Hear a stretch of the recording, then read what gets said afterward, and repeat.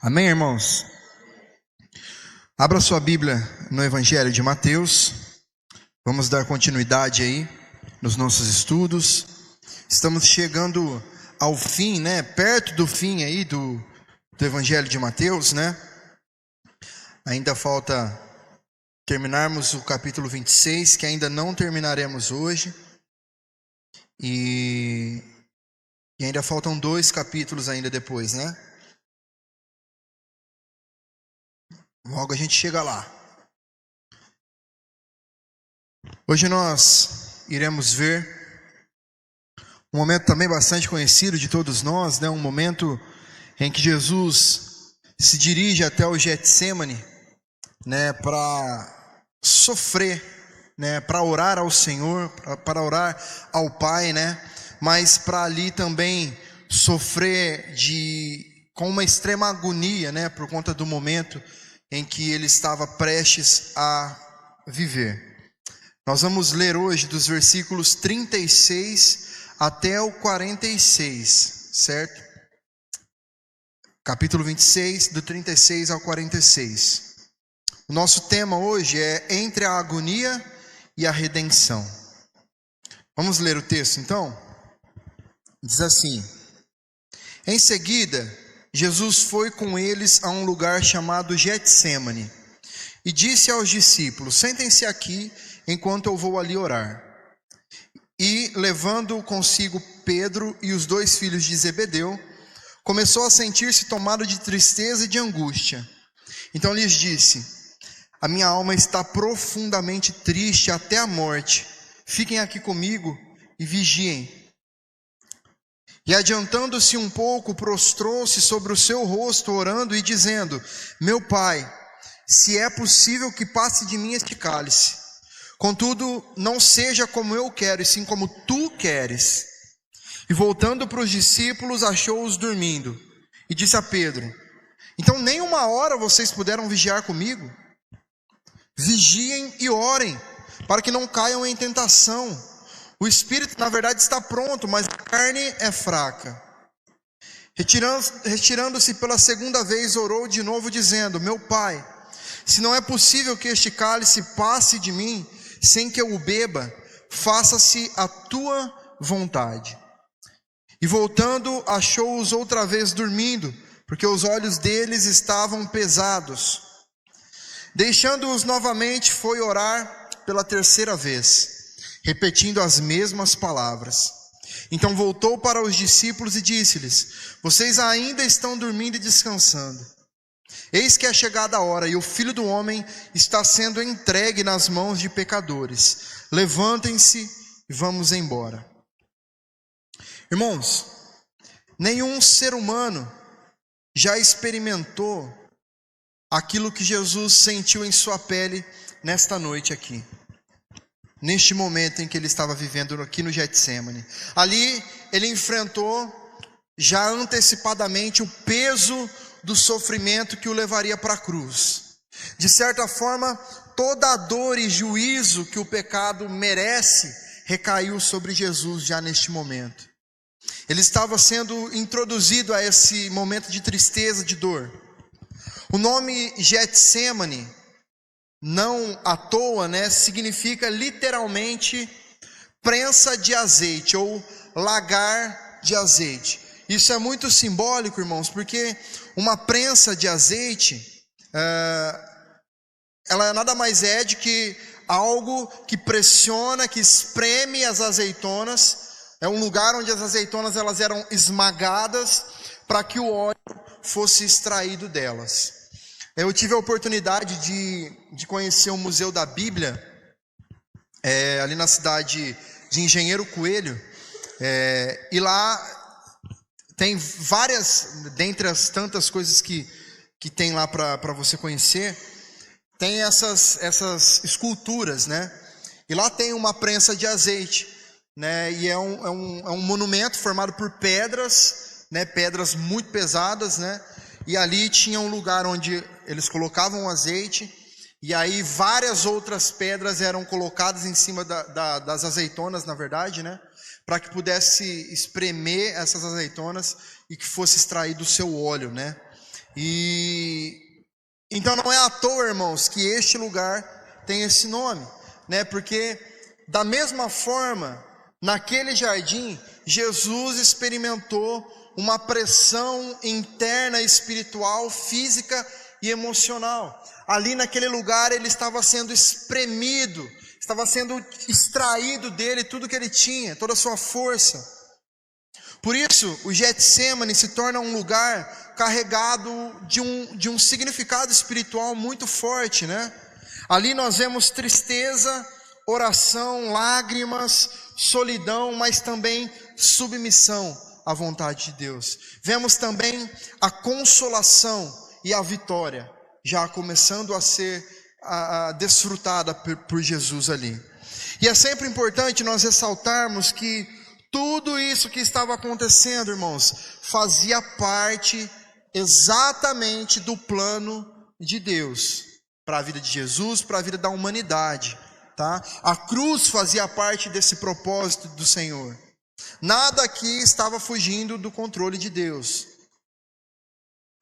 No Getsemane, nós percebemos que Jesus, ele é submetido a uma angústia muito grande. A tristeza de Jesus ali alcança o nível mais profundo do seu ministério.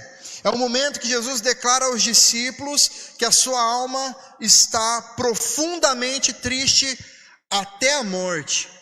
Era uma dor, uma tristeza que fazia com que Jesus pudesse pensar que era algo para que ele morresse de fato, de tanta tristeza, de tanta agonia. É interessante nós notarmos que ao se aproximar do momento da sua morte, Jesus, ele sente a necessidade de companhia humana. Ele quis que aqueles que eram mais próximos, os seus amigos, estivessem perto dele, né? Por isso ele chama Pedro, Tiago e João, para que eles fossem junto dele para esse momento. Os discípulos, os outros ficam ali, né? E eles sobem ali até o topo do monte para que Jesus orasse, para que teoricamente eles orassem e vigiassem também com Jesus. E nós podemos destacar duas coisas aqui importantes. Primeiro, é o que a angústia de Jesus não significava, o que ela não representava. A angústia de Jesus aqui, ela não pode ser explicada somente como um medo do sofrimento, um medo da morte, um medo físico, um sentimento físico. Não, Jesus, ele sabia exatamente de todos os desafios que ele teria que passar, de tudo o que ele teria que enfrentar antes da cruz, a perseguição, a traição, a humilhação, os açoites. Jesus já sabia disso tudo. Só que apesar disso, obviamente, cooperar, né, para o seu sofrimento, esses fatos eles não explicam totalmente a profundidade da angústia de Jesus. Não era só isso. O verdadeiro peso que Jesus estava prestes a enfrentar e o motivo maior da sua angústia, da sua dor, da sua alma estar angustiada até a morte, como ele mesmo diz, era saber que ele carregaria o peso dos pecados da humanidade. Era uma angústia espiritual. Jesus sabia que ele experimentaria o abandono do Pai na cruz. E esse era o cálice amargo que ele estava prestes a beber. E nós também podemos destacar em que consistia essa tristeza de Jesus. Como nós sabemos, Jesus, ele era absolutamente santo, puro, sem pecado. Só que no plano redentor de Deus, Jesus assume sobre si o peso do pecado de toda a humanidade. Jesus sabia que na cruz ele enfrentaria a justiça do Pai contra o pecado. Deus não estava punindo Jesus, Deus estava justificando o pecado. O pecado deveria ser pago de alguma forma, e ele foi em Jesus. A sentença que deveria cair sobre nós, sobre os pecadores, cairia sobre ele naquele momento. Isaías 53:5 diz que ele foi transpassado pelas nossas transgressões e moído pelas nossas iniquidades. Então, essa angústia de Jesus no Getsemane, irmãos, não foi só a antecipação da dor física, da humilhação, daquilo que ele poderia afetar ele externamente. Não. Isso aqui representava a realidade devastadora de que Jesus se tornaria o Cordeiro de Deus que tira o pecado do mundo. Assim, a tristeza maior de Jesus vinha do fato de que a sua alma, perfeitamente pura e sem pecados, estava assumindo sobre si o peso da culpa humana. De certa forma, Jesus também acaba ficando sozinho ali. Por mais que ele tenha levado os discípulos, seus amigos mais próximos, para estarem junto dele, eles acabaram abandonando Jesus ali. Ao longo do seu ministério, Jesus, ele falou com grandes multidões em alguns momentos, em outros momentos ele falou só aos 12 discípulos, né? Mas aqui no Getsêmani, o círculo ele se estreita ainda mais. Só 3 discípulos estavam junto de Jesus naquele momento: Pedro, Tiago e João. Somente esses 3 ouviram de Jesus que ele estava com a sua alma plenamente triste. Mesmo assim, à medida em que essa agonia se intensificava, Jesus acabou enfrentando esse momento completamente sozinho, né? Quando a angústia de Jesus atingiu o seu ápice, a sua dor maior, os discípulos já estavam inconscientes ali, já estavam dormindo, né? Eles não estavam mais entendendo o que estava acontecendo ali. Enquanto Jesus lutava espiritualmente em oração, os seus amigos mais próximos foram vencidos pelo sono. Irmãos, é muito fácil nós hoje aqui do lado de cá, né, julgarmos essa atitude dos discípulos, né? Onde já se viu dormir com Jesus ali, como que eles dormem, né? Mas irmãos, talvez se fôssemos nós lá no lugar deles, também teríamos dormido. Você já tentou lutar contra o sono? É difícil, né? É difícil demais lutar contra o sono. Geralmente a gente é vencido por ele. Não dá. E assim estavam eles. Lembre-se sempre que nesse período, nessa época, não tinha carro para que eles se locomovessem, não tinha avião. Tudo que eles iam fazer era andando. Era debaixo de um sol de rachar. Então eles estavam cansados. Já tinha anoitecido, já estava à noite. Eles estavam cansados. Naturalmente, eles foram vencidos aqui. Obviamente, né, que não justifica, mas eu falo isso para que a gente possa também entender a humanidade dessas pessoas, né? Eles eram humanos, sujeitos a erros e falhas e a fracassos como nós somos também. Então foi nesse momento de solidão que Jesus venceu a sua maior batalha interior. E Jesus, neste momento, ele não apenas sofreu. Jesus, ele orou.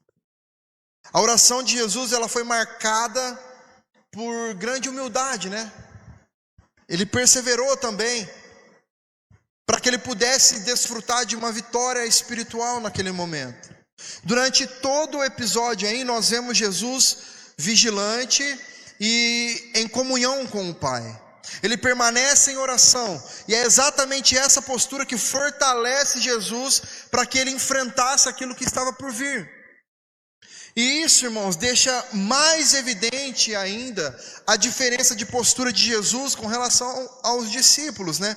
Enquanto Jesus demonstra e desfruta dessa vitória do seu espírito aqui sobre a carne, os discípulos revelam o oposto, né? A carne vencendo sobre o espírito.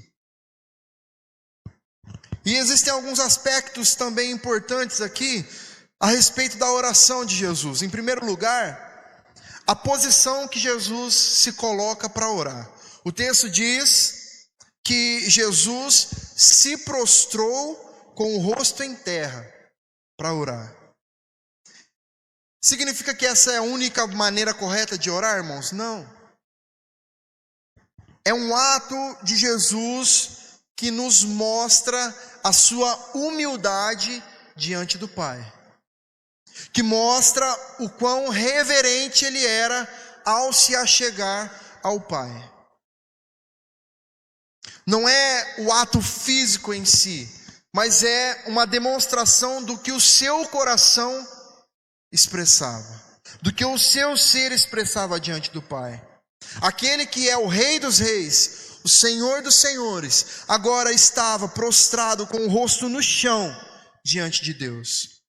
Enquanto nós muitas vezes, irmãos, não conseguimos ter a reverência necessária aqui no culto, por exemplo, quando nós chegamos um pouco antes, nós não conseguimos nos mantermos em silêncio, em espírito de oração, aguardando até o momento do culto começar. Coisa simples. A maneira como nós às vezes nos comportamos nas nossas casas, enquanto vamos ler as nossas Bíblias, orarmos, onde tudo nos distrai, onde nós fazemos as coisas, 2, 3 coisas ao mesmo tempo. Mas eu estou ouvindo a Bíblia aqui, mas eu estou lavando, estou passando, enfim, estou fazendo milhares de outras coisas, pensando em outras situações. Jesus, irmãos, se prostrou diante de Deus para falar com Ele. Isso aqui demonstra a submissão de Jesus para com Deus. O Filho, entenda isso, o Filho que sempre viveu em perfeita comunhão com o Pai, na glória, nos céus, recebendo a adoração dos anjos, está neste momento prostrado diante de Deus, em oração, demonstrando a sua humildade, a sua reverência diante do Pai. Uma outra questão é sobre a atitude com que Jesus orou. Algumas atitudes se destacam na oração de Jesus. Por exemplo, a sua submissão. Jesus ora dizendo: Pai, se é possível, que passe de mim este cálice. Contudo, que não seja como eu quero, e sim como tu queres. Irmãos, a maneira como Jesus ora deve nos ensinar a maneira de orar. O próprio Jesus, irmãos, aquele que era poderoso para fazer absolutamente qualquer coisa, ele se coloca diante do Pai e diz: Pai, se é possível, afasta de mim esse cálice. Contudo, que seja feita a tua vontade e não a minha. Jesus não chegou diante de Deus e falou assim: eu ordeno que em meu nome eu não viva esse momento agora. Eu declaro a vitória sobre este momento. Jesus não fez isso, irmãos. Jesus se colocou diante do Pai em humildade, com reverência, colocando diante daquela circunstância toda a sua vida diante da vontade do Pai.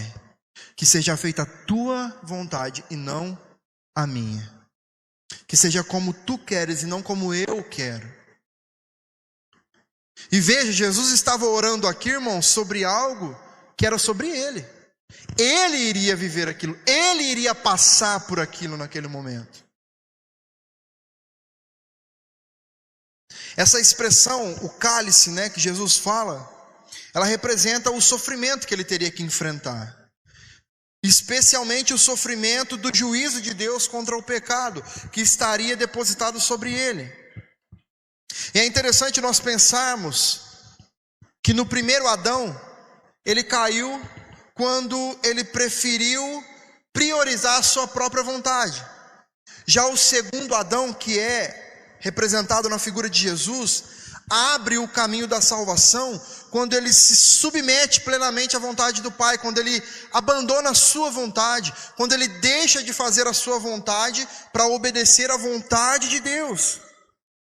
Irmãos, Jesus, ele não apenas aceitou sofrer, ele escolheu obedecer o plano de Deus. Uma outra característica sobre a oração de Jesus, uma outra atitude que nós percebemos em Jesus aqui é a sua perseverança enquanto ele ora. Irmãos, Jesus orou 3 vezes sobre o mesmo assunto. Enquanto nós às vezes oramos uma vez e queremos que quando nós falarmos em nome de Jesus, amém, abrirmos os olhos, tudo esteja pronto, resolvido. diante de nós é o próprio Jesus, irmãos, se colocando em humildade na presença do Pai, persistindo, perseverando em oração. E veja, o fato de Jesus perseverar, dele repetir aqui a mesma coisa, praticamente diante de Deus, não significa que ele tinha dúvidas sobre o que Deus podia ou não fazer. Significa que ele estava nos ensinando a perseverar na oração. Ele não estava tentando escapar da vontade de Deus, irmãos. Não era isso que Jesus estava fazendo. Quando Jesus ora e persevera em oração, o que ele está fazendo é buscando forças para cumprir a vontade de Deus. A oração verdadeira, ela não é uma tentativa de impor a nossa vontade sobre Deus. Entenda isso. Nós não oramos para que Deus faça a nossa vontade. Nós não oramos para que Deus saiba qual é a nossa vontade, porque Ele já sabe. Nós oramos, irmãos, porque este é o caminho pelo qual o nosso coração se alinha com a vontade do Senhor. Quanto mais nós oramos, quanto mais nós exercitamos a nossa fé diante do Senhor em oração, mais o nosso coração se alinha à vontade de Deus. Nós vamos sendo transformados enquanto oramos, sem sequer percebermos. A oração, irmãos, entenda isso, precisa ser um ato de humildade diante do Senhor. A oração de Jesus é o maior exemplo disso, porque ele ora, né? Senhor, Pai, se possível for, afasta de mim esse cálice, mas seja feita a tua vontade, não a minha. E o que acontece no final? É a vontade do Pai que se realiza. A oração de Jesus conduz Jesus exatamente no lugar onde ele deveria estar, cumprindo a vontade de Deus, o plano de Deus. Uma outra característica, uma outra atitude que nós vemos na figura da pessoa de Jesus aqui enquanto ele ora, é que ele estava com o seu espírito agoniado, né? Jesus não apenas disse que estava profundamente triste, né? Ele se encontrava aqui em um estado de profunda agonia espiritual. Lá no Evangelho de Lucas, quando ele relata este momento aqui de Jesus, esse episódio, ele diz que o suor de Jesus se tornou como gotas de sangue caindo sobre a terra. Isso aqui, irmãos, não é uma expressão, tá? Isso aqui não é uma figura de linguagem. Isso aqui é uma situação literal, que realmente aconteceu. Esse é um fenômeno, inclusive, que a própria medicina, a ciência explica. É uma condição rara de se acontecer, mas que acontece em situações de extrema pressão emocional e física. O ser humano, ele pode chegar a suar sangue, a depender do tamanho da agonia, da pressão que ele está sentindo. Então isso mostra realmente o nível de sofrimento que Jesus estava naquele momento, irmãos.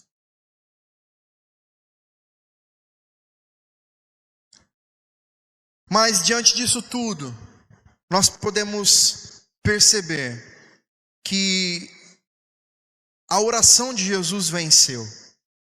Depois de perseverar, né, em oração, com intensidade, com humildade também, Jesus, ele se levanta com convicção e com paz.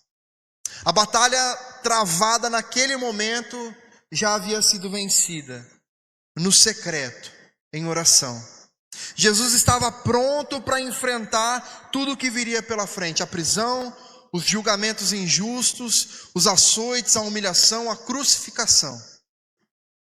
A preparação espiritual de Jesus estava concluída já. Enquanto isso, irmãos, os discípulos falharam em vigiar e orar. Isso fez com que eles ficassem vulneráveis à tentação. Pedro estava aqui, aquele que negaria Jesus. Sem oração, nós vamos ver que todos os discípulos depois foram dominados pela tristeza, pelo medo.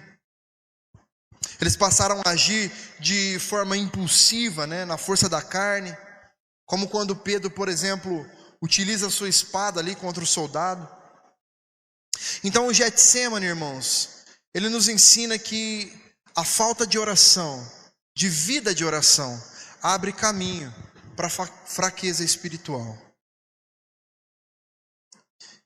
E depois de toda a agonia, algo muda no Getsêmani. A tempestade interior que esmagava Jesus, ela foi enfrentada em oração. 3 vezes Jesus clamou, 3 vezes ele se rendeu à vontade de Deus. E dessa rendição, dessa entrega nasceu a paz. Quando Jesus se levanta, nós já não vemos mais o mesmo quadro do início. Ele não está mais lutando para evitar a cruz de certa forma. Ele está pronto para enfrentar. Ele falou: chegou a hora. Neste momento eu estou sendo entregue nas mãos dos pecadores. Levantem-se, vamos. Vamos em direção a isso. É o que Jesus diz. Quando a multidão se aproxima, Jesus não foge, Jesus não luta, Jesus não reage. Ele só se entrega. Ele vai ao encontro daqueles que vieram prendê-lo. Então, irmãos, o Getsêmani, ele nos mostra algo muito profundo. É que a batalha mais decisiva na vida de Jesus, até este momento, ela foi vencida de joelhos. Não foi na força do argumento, não foi em debates, não foi em confronto físico, foi de joelhos. E é aqui que nós encontramos a nossa esperança. Muitas vezes nós estamos vivendo em nossos Getsêmanis, carregados de medo, de tristeza, de confusão, de dor. E diante do que esse texto nos ensina, nós aprendemos que o caminho não é negar a dor, não é tentar fugir dela, mas é levá-la para Deus em oração, entregar os nossos problemas para Deus em oração. O Getsêmani nos mostra que a oração nem sempre mudará a circunstância que nós estamos vivendo, mas que com toda certeza ela transformará o coração e a mente de quem ora. E é por isso que nós precisamos orar. Então, fazendo algumas aplicações para as nossas vidas, para os nossos dias. Em primeiro lugar, irmãos, nós precisamos saber que a vigilância, ela é necessária para que possamos resistir às tentações.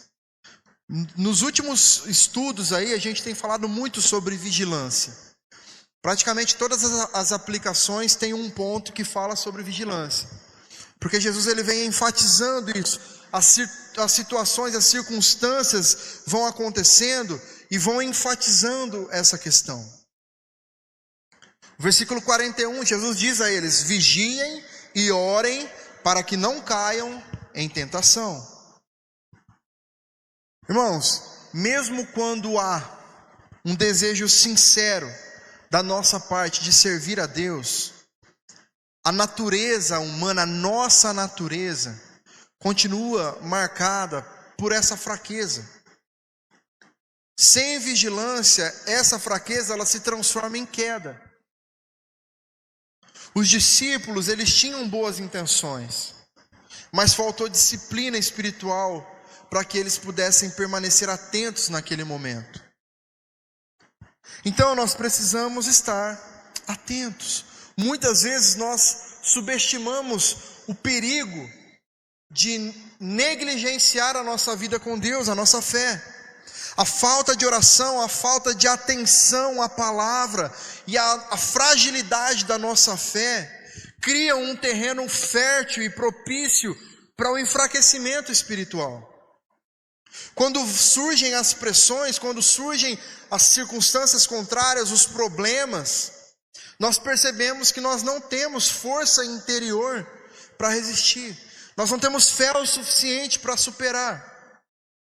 Então, irmãos, essa vigilância precisa ser cultivada em nossos corações diariamente. Isso, irmãos, envolve vida de oração, contato direto com a palavra do Senhor, sensibilidade à presença de Deus. Não significa viver com medo, significa que precisamos viver conscientes da nossa necessidade da graça de Deus, da misericórdia do Senhor, da presença do Senhor nas nossas vidas, diariamente.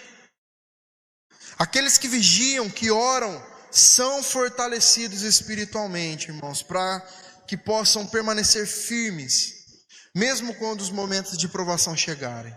E eles vão chegar. Em segundo lugar, uma vida de oração alinha o nosso coração com a vontade de Deus. Jesus diz: contudo, não seja como eu quero, e sim como tu queres. É uma oração sincera, irmãos, de Jesus. E o fato de Jesus orar ao Pai, dizendo que não seja como eu quero, que seja como tu queres, fez com que algo dentro dele fosse transformado naquele momento, e ele pudesse entender e abraçar a vontade do Pai, aquilo que o Pai deseja. Jesus expressa a sua dor diante do sofrimento que ele estava prestes a viver, só que ao mesmo tempo ele demonstra submissão à vontade de Deus.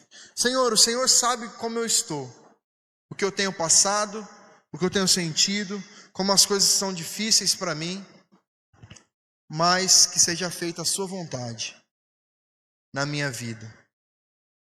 Essa foi a oração de Jesus. Irmãos, entenda que a oração não é um meio de nós evitarmos a vontade de Deus.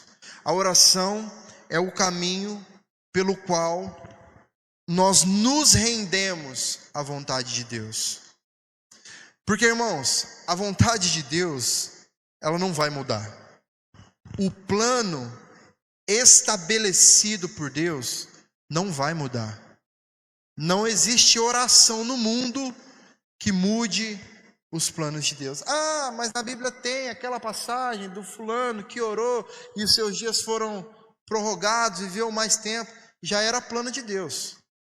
Não é que ele mudou a vontade de Deus. O plano de Deus já era esse para a vida dele. Os planos de Deus não vão mudar, irmãos. Sabe por quê? Porque os planos de Deus são perfeitos. Para que mudar algo que é perfeito? Não vão mudar. Deus é perfeito em tudo o que Ele faz. A nossa oração precisa ser nesse sentido, de alinhar a nossa perspectiva com a vontade de Deus, com o plano soberano de Deus.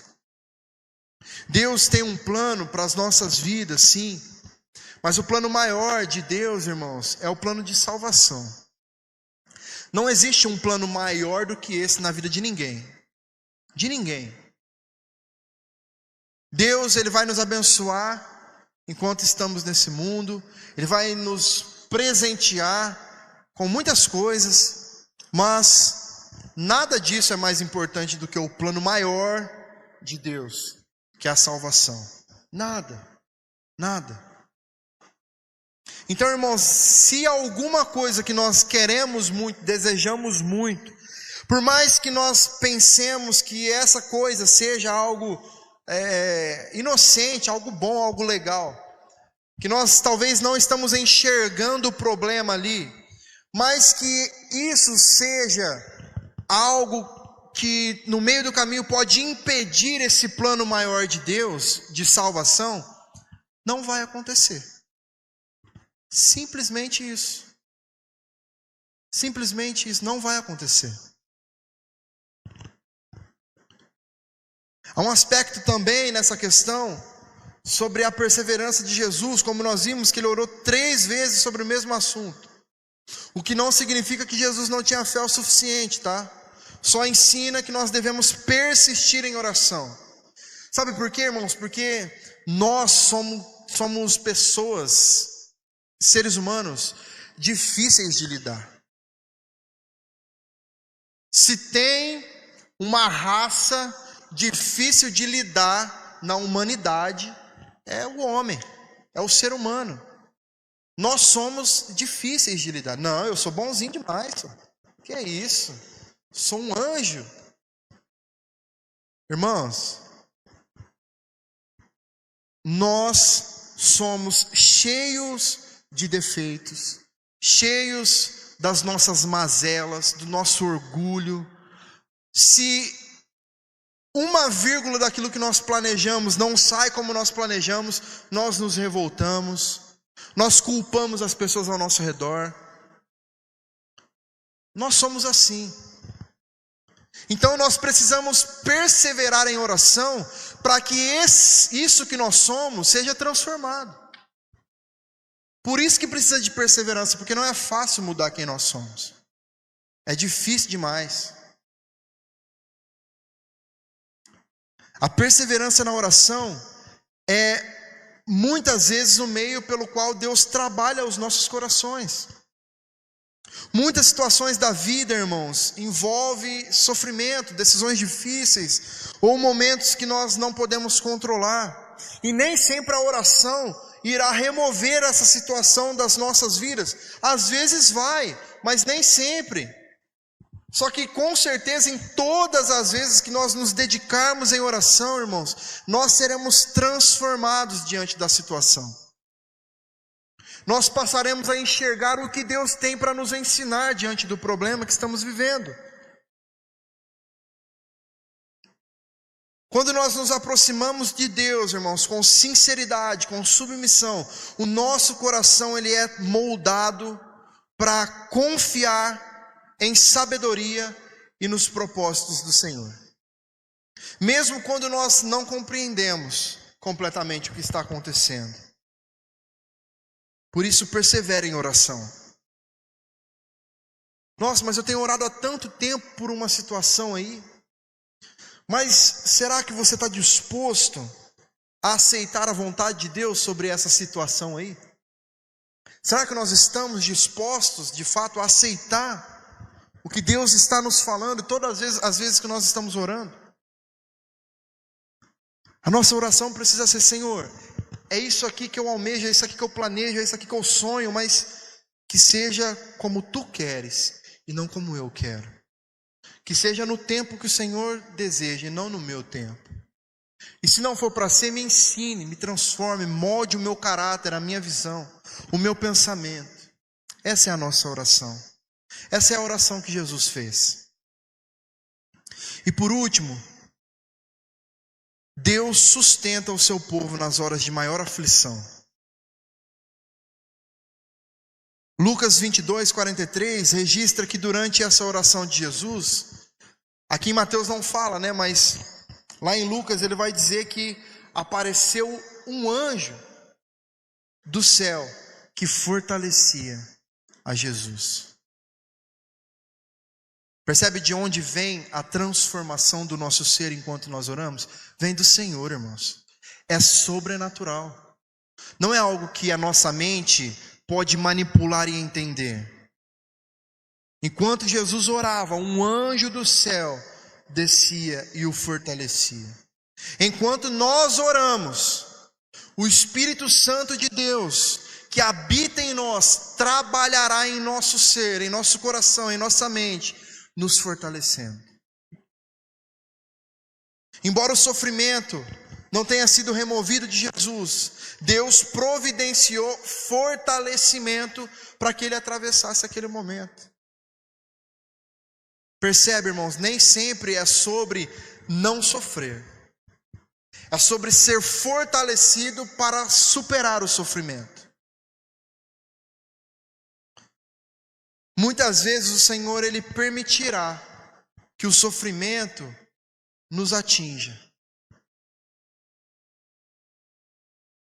Muitas vezes isso vai acontecer. Só que nós podemos descansar no fato, na certeza de que Ele jamais nos desamparará. A promessa que nós temos é que Ele estará conosco até o último dia das nossas vidas, até a consumação dos séculos. Ele nos sustenta, Ele nos concede graça suficiente para que nós possamos atravessar esses momentos de dificuldade. Irmãos, será em meio aos nossos Getsêmanes que o Senhor tratará dos nossos corações. Ele mostrará que Ele continua sendo o mesmo Deus que sustenta o seu povo, que fortalece os cansados, que concede graça para que nós possamos perseverar. Jesus não fugiu da missão, pelo contrário, Ele se submeteu voluntariamente à vontade do Pai para realizar a obra de redenção. Jesus enfrentou a angústia, enfrentou a solidão, o abandono, a traição, a negação, o sofrimento, para que aqueles que crerem nele sejam reconciliados com o Pai. Diante disso, irmãos, o Getsemane, ele nos convida não apenas a fazermos uma reflexão, mas sim para que nós possamos viver uma vida de fé e de entrega total ao Senhor. O Cristo que sofreu e se entregou voluntariamente é o único que pode salvar as nossas vidas do pecado. Só nele nós podemos encontrar perdão, reconciliação com o Pai e esperança eterna para as nossas almas. Amém?